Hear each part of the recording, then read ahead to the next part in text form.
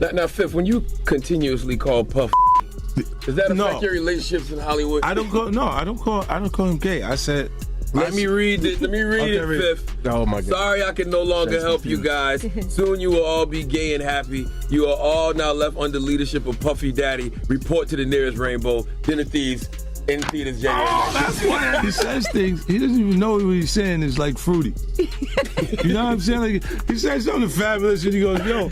Speaking of, in particular, Netflix docuseries that you've been working on, Diddy Do It. Right. You've been saying for years that you feel you knew Diddy's character. Right. Feel uncomfortable with the way you represent the idea of going to these projects. To come party with me. Yeah. And then that swayed me away from it. Just that. Nigga Puff, like he called, we should kick it on the shit after the main. Right. And the nigga, matter of fact, they sent me the girl pictures, like pictures of this girl.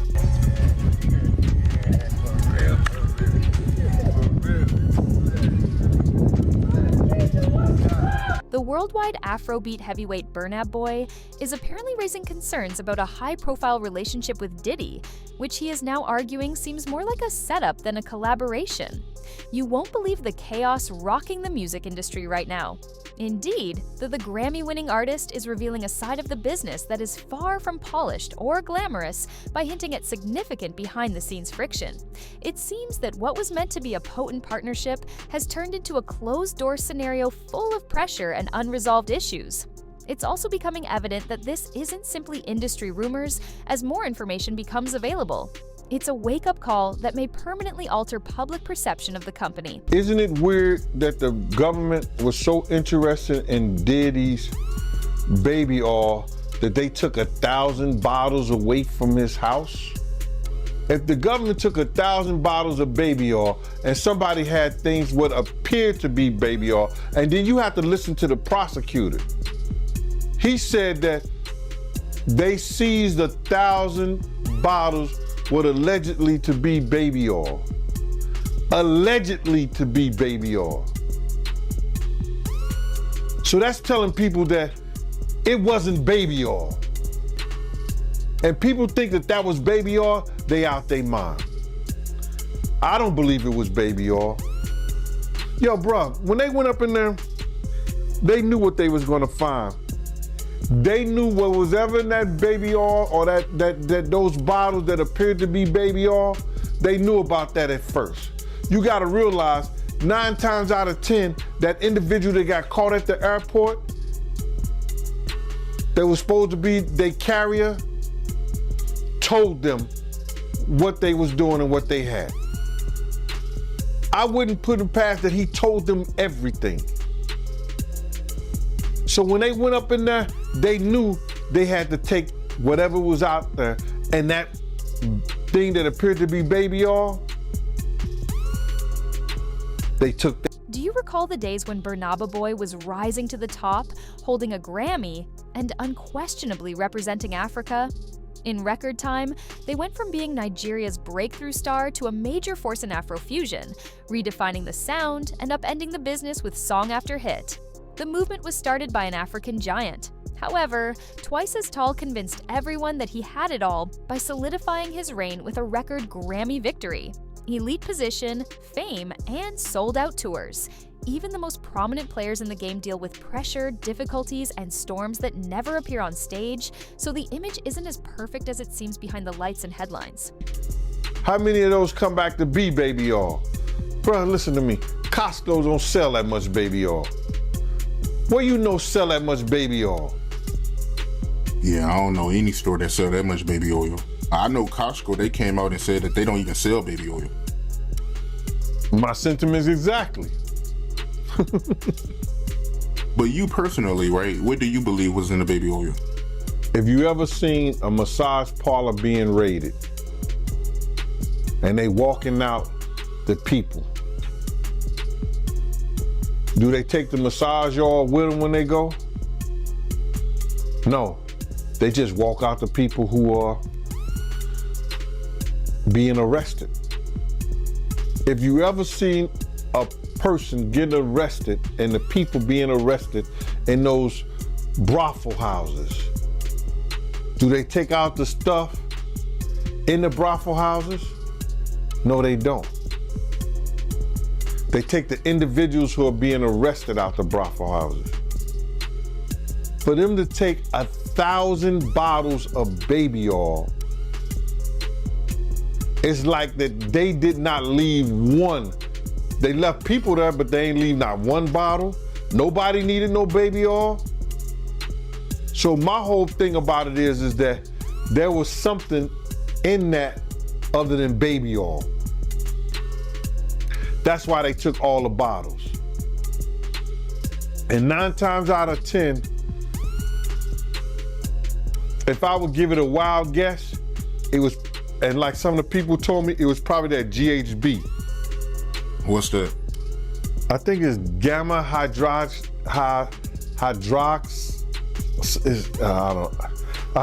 I looked it up, bro. Let me see. See if I can find it. I know this is just showing everything like that, but oh no. Let me. Yo, somebody tap dance or sing or do something, you know what I'm saying, while I'm doing this. Oh, here it go right here. It's gamma hydroxy butyric. What is its effect on the body? It's a euphoria, drowsiness, decreased anxiety, and memory impairment. It works on the nervous system and gives you this feeling of euphoria. So they take that and rub it on her, and you forget who you are, what you're doing. It can also give you memory loss, drowsiness, and that's under the DEA, the drug enforcement. Overnight, conjecture arose. People have questioned how someone at Burna Boy's position could sound anxious, since he was sharing words that seemed constrictive and unpleasant one moment, then flaunting success the next. Before one name completely changed the story, fans were left to interpret ambiguous words as scattered hints and sense something wasn't quite right. Diddy, what at first seemed to be a strong partnership. Given that Burna was already winning on his own terms, the encounter between an industry heavyweight and the dominating force of Afrobeat immediately generated severe concerns. At that point, Burna began to display signs of creative pressure, a lack of independence, and a sense of confinement, as if the limelight came with invisible limitations, exposing all of a sudden that achieving achievement at that level isn't always free. No, you want to sit around and pretend to like bitch. That's what y'all do. And then you get these hard Jocelyn. So I'm just like curious. these are the you like half man. No disrespect, but Jocelyn rough. Them shoulders is. And the way she like running up on, I already know she done strapped up on you. Ooh. So, Jack, let me ask you. There's some of the shocking things. I hear that mean with a harness. Oh. Okay, not a harness. Yeah. So I gotta ask you this. I'm sure somebody's already asked you this, but have you ever been to a P. Diddy party? Yeah, several, many, honestly. And so, can you take us through like what goes on, like when you were there? What did I say when y'all asked me about why was the TD Jakes at the Diddy party? Yeah. What'd I say? Money. And That's correct. Were you surprised that there were so many cameras in his houses? No. That he was recording these? Of course. He is the J. Edgar Hoover of hip hop.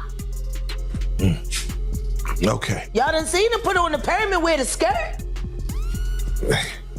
So let me ask you, when you hear that Cassie was told to hire male escorts to come in what they call freak-offs now. Yeah. Is that something normal that happens in Hollywood? Yeah. Freak-offs. Yeah. Okay. Everybody know that. I've been saying it. Yeah. How many times I got some things is wild. So do you feel like people, when they hear pink cocaine, Young Miami has to bring across? Wait, the Tusi. Yeah, the Tusi. That's what they call. I found out. I talked to my drug guy because I wanted to be informed.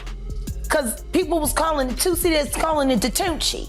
I didn't know which one it was. So I talked to my drug guy, and my drug guy filled me in. And then it made perfect sense. Tusi. Talk to him.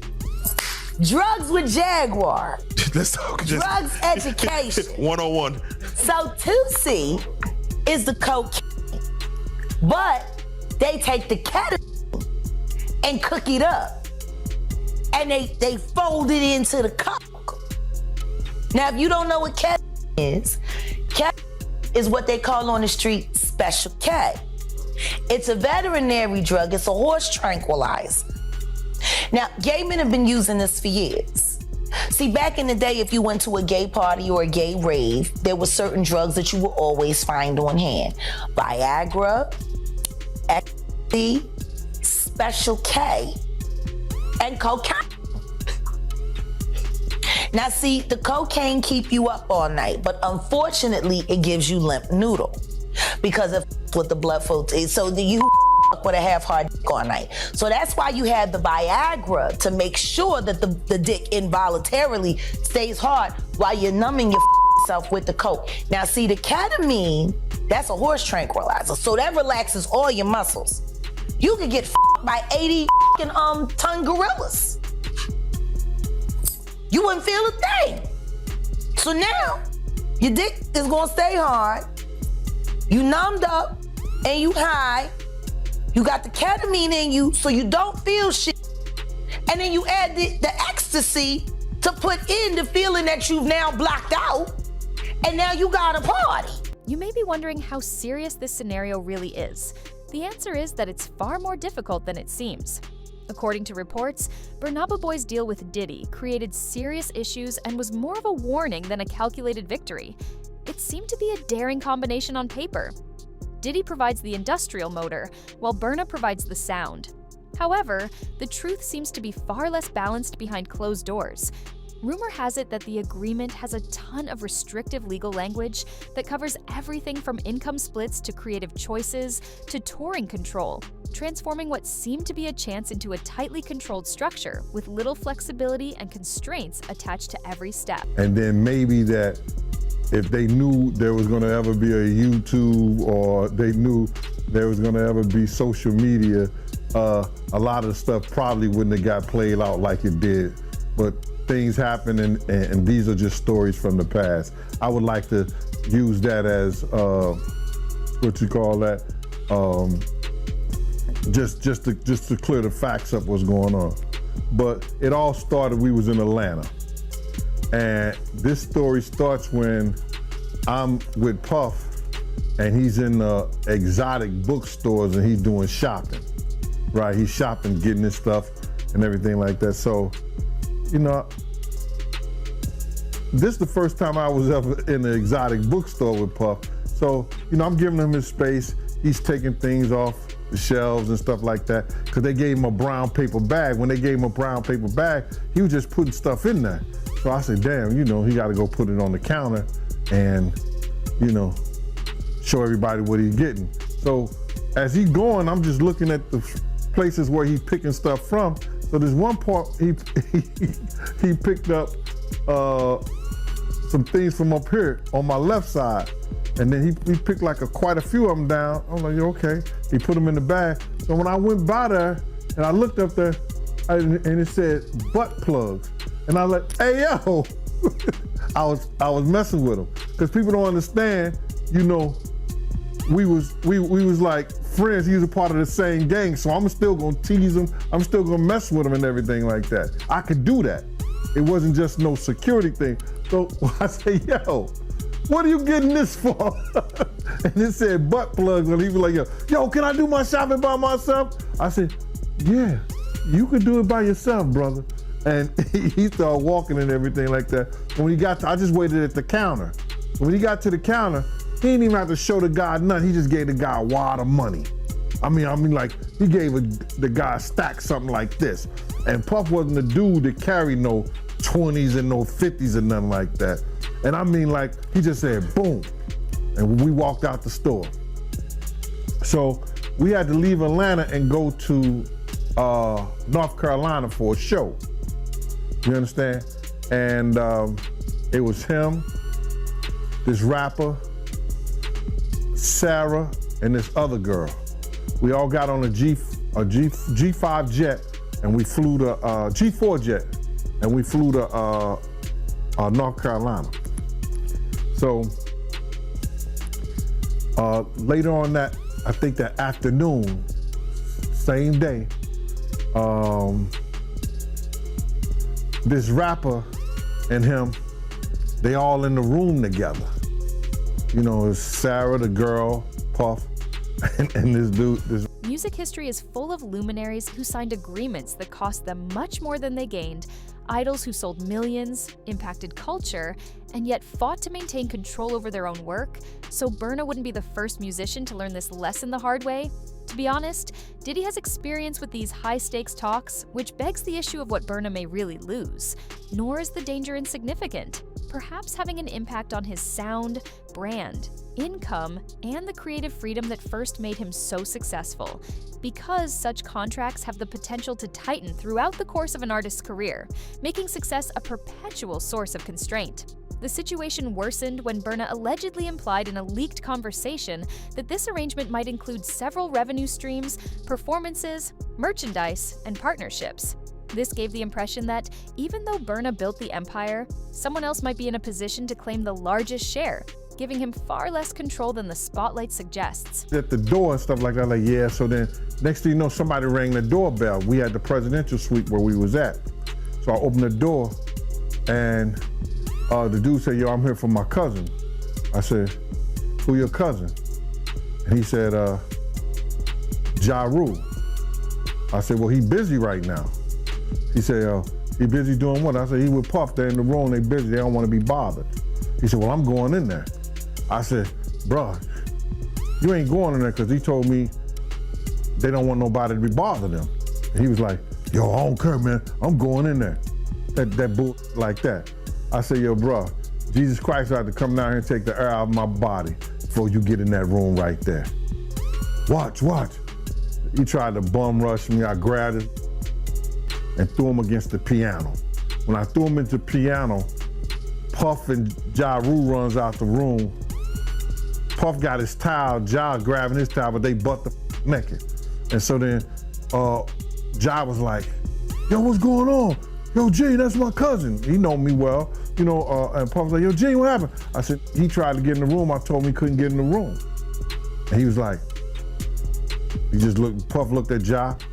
He said, yo, Ja said, you ain't want to go in that room because there's a lot of freaking going on. So I was like, oh, he said it was a lot of freaking going on.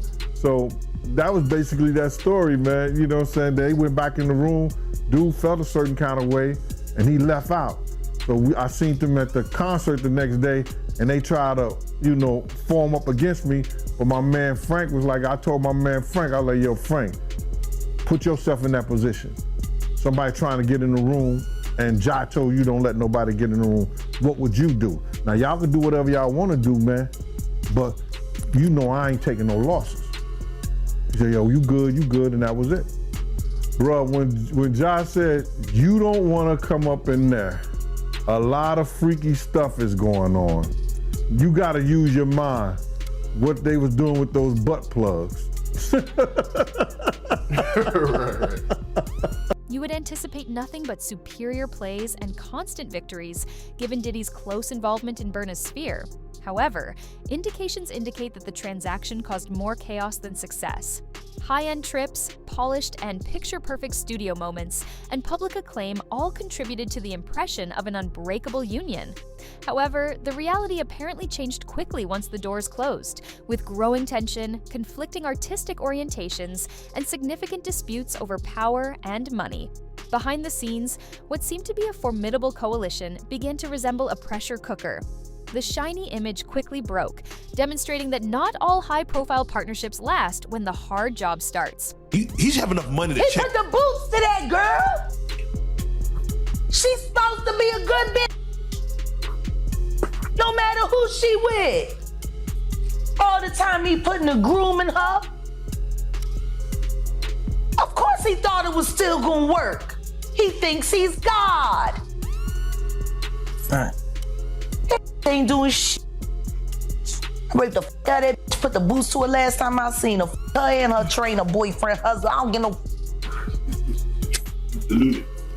So you hear about stories of Diddy like shooting people, blowing up cars. Yeah. Is he this gangster that behind the scenes that is that him or is that people Shout around? out to Wendy Williams, the first woman to uncover the homo thugs.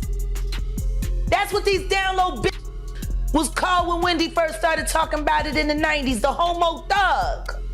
She talking about Diddy. And then what's the stuff that's happening to Wendy Williams? Do you think this is all connection too? Of course.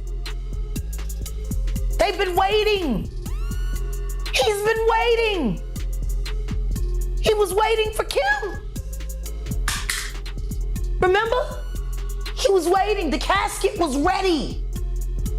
She was literally casket ready. Some people are saying the whole Wendy Williams documentary that she's pretty much allegedly playing this way to keep herself safe from him, from any unaliving. It's been working for Orlando Brown.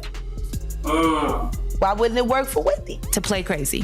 Why wouldn't it work? Hey, no. Hey. The oosh gosh whoosh wash. Orlando's brilliant. Right. Yeah. Y'all spent time with him. We did. Yeah. He's highly intelligent. Yes. Imagine what it's been like to wear this character for this long. No. I can only... That he does is a character. Actually, the shit he does online is the best acting he does. Is he speaking truth? Of course he is. You know? We seen Quiet on set. Major pain in his ass. Literally. Since he was a kid. Man. And then eating milk. Well, talking about expensive pain. Now, in his ass. wait, this is Philly you're talking about now. Wait a minute, Jack.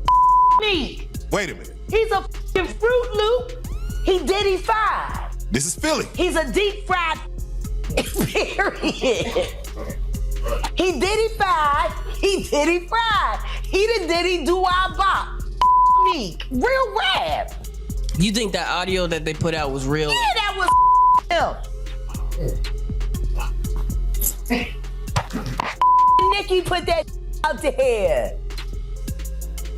That Nicki recorded that at the off in the Calabasas. She been waiting to drop that shit on Meek. She just wasn't gonna tell nobody it was Diddy. But now that Diddy out there, why not? So then who's the guy who's claiming he recorded it? Oh, somebody that got paid? Yeah, he said like I was standing somebody outside the door. that got paid. Yeah. Just like it wasn't seminal fluid that Justin Bieber was wiping away from his mouth when he brought his face up from Odell Beckham's groin in a club with Trey Songz on the lookout. The images are there. Diddy five. Let's dissect the power play. Because Burna Boy provides something equally dangerous, pure creative fire and a worldwide fan following that moves with him in real time, while Diddy stands as an industry titan with extensive connections and decades of clout. It seemed to be a daring battle of the titans on paper. However, as Burna's sound started to change in a manner that seemed more like dilution than growth, fans soon realized something wasn't quite right. It seemed as if his uniqueness was being altered to suit the needs of another person. They saw what he did to Cassie with the kicking the punching. They saw what they did to Cassie. They know that nobody in America like that. So now, these people are represented by a brand. Whether it's something about the music, clothing, movies, they not gonna come out and speak on nothing that has anything to do with them, and they praying that they not on the tape doing crazy stuff, being oiled up in the whole 9 yards. They praying. So until the feds say, hey, yo, listen here. We got you on, hey buddy, we got you on this tape, and girl looked like she was pretty young. We're not gonna show it, but we need you to come and testify against Brother Love, P. Diddy, Puff Daddy, you know, Sean Combs. That's when they're gonna start talking. And they're not gonna be talking in his favor. When the feds come to them and show them what they got on tape, because if he had 250 tapes all over, 250 cameras all over the house, somebody got caught stealing a cookie out the cookie jar. It could be your favorite pastor. It could be your favorite politician. But they didn't think they was being watched, and Brother Love was watching. Yeah, I mean, TD Jakes, he haven't even came out and said anything. And him and Diddy was real cool. Amen. Amen. Yeah, man. And I know the people in the congregation over there is shaking in their boots because this man didn't led them probably, allegedly probably led them to damnation, because those people's hearts are gonna be broken if that man is seen on those tapes doing anything. Because people always put their faith in the pastor instead of putting their faith in God. And what they need to do is understand that he's just a man. And he has a history. It's not looking too good for him. So you feel like celebs are worried that they might be on tape? Oh, they know. That's why they ain't speaking up or saying nothing. Yeah, I was at the Diddy party, but I know I ain't do nothing. When you don't know somebody's taping you, when you don't know that somebody is videoing you in some kind of form or fashion, you got that alcohol, you got the drugs in you, they're a little loose, bruh. They let down all their inhibitions. The music is pumping. He said it himself. He got it so hot in there that you gotta take your clothes off. He said that himself, bruh. So a lot of them, like what he said? I think a lot of them was being swallowed. Have you ever been swallowed? They tell off on themselves all the time, man. You just gotta listen. But why do you think Diddy had all them hidden cameras? Bro, when you that powerful, you didn't get that powerful without having 1 or 2 or maybe 3 ups on somebody. Diddy always been the type of individual that want to have ups on the next person no matter what they was doing. Like, he always played artists against each other. He did it to Big, he did it to Craig Mack. You understand? I said before, he did the stuff to Ja Rule, you know what I'm saying? So had the ups on Ja Rule so he could go after Jay-Z. You understand what I'm saying? So he always played those kind of up games on people. So to have those cameras and know what he was doing, is gonna give him the ups on everybody who came to that party, even your favorite basketball player. Ain't no party like a Diddy party. News seemed more intense as the strain began to seep through.